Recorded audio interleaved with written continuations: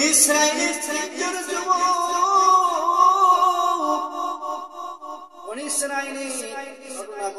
তিনটা যুবক আল্লাহর বান্দা, তারা রাস্তা দিয়ে হেঁটে যায়। রাস্তা দিয়ে হেঁটে যাওয়ার পথে তিনজন যুবক ভয়ের বৃষ্টিতে পড়ে গেল। এইবার খুব জোরে ঝড় হাওয়া চালু হয়ে গেল। এরপরে এই তিনজন যুবক ব্যক্তি তারা কি করবে? এমন তো অবস্থায় চারিদিক তাকায় দেখে একটা পাহাড়ের গুহা আছে। সেই গুহার ভিতরে সেই যুবক তিনজন চলে গেল। ধরে বলেন সুবহানাল্লাহ। তিনজন যুবক চলে গেল। যাওয়ার পথে ঝড়ের কারণে সেই গুহার সামনে একটা বিশাল পাথর ছিল।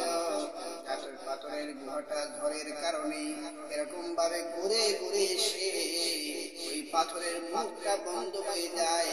ওই যুবকরা হায় হতাশা শুরু করে, আল্লাহ এখন এই গুহা থেকে আমরা কেমন করে বের হব? সেই তিনজন যুবক আল্লাহর বান্দা কান্না কাটি করে আল্লাহর দরবারে ফরিয়াদ জানায়, মানে আমরা কি করেছি, গুনাহ করেছি, আল্লাহ তুমি আমাদেরকে হেফাজত করো। এখন সুন্দর করে তিনজন যুবকের একজন যুবক বলতেছে, মালিক আমার তো জীবনে কোনো সওয়াবের আশায় আমি নাই, সওয়াব হয়েছে না তা আমার জানা নাই। আল্লাহ আমার মনে হয় একটা সওয়াব আমি করেছি, আমার মাকে আমি শরবত পান করাইছিলাম, এই কারণে মনে হয় আল্লাহ তুমি চাইলে মাফ করাইতে পারো। তুমি বাল বাচ্চাকে কাঁদায় আমার মাকে আমি শরবত খাওয়াইছিলাম, শরবত খাওয়ানোর কারণে আল্লাহ আমারে মাফ করে দাও। এবার দ্বিতীয় নম্বর যুবকটা বলতেছে, আল্লাহ আমি আমার কাছ থেকে একজন টাকা অনেক রেখেছিল, আমার কাছ থেকে টাকা অনেক রাখার কারণে তিনি ব্যবসার উদ্দেশ্য লাগায় চলে গিয়েছিল। এবার ওই টাকা দিয়ে আমি বিভিন্ন রকমের ব্যবসা করেছি। ছাগল কিনেছিলাম একটা ছাগল থেকে আমার ছাগলের পাল হয়ে গেছে।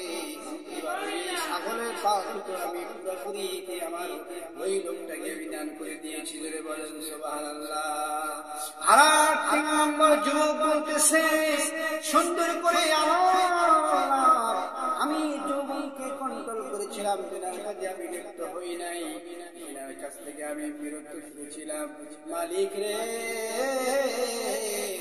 এই কারণটা হলে তুমি আমার দিন থেকে গুনাহটা আল্লাহ মাফ করে দাও। তিনজন যুবকের আল্লাহর দরবারে কবুল হয়ে গেল। আমার আল্লাহ তাআলা এই দুয়ার খাতিরে ওই গুহার পাথরটা সরে যায়। তিনজন যুবক তখন ওই পাথর থেকে ওই গুহা থেকে বাহির হয়ে গেল। চিৎকার দিয়ে কি বলা যায় না মারহাবা।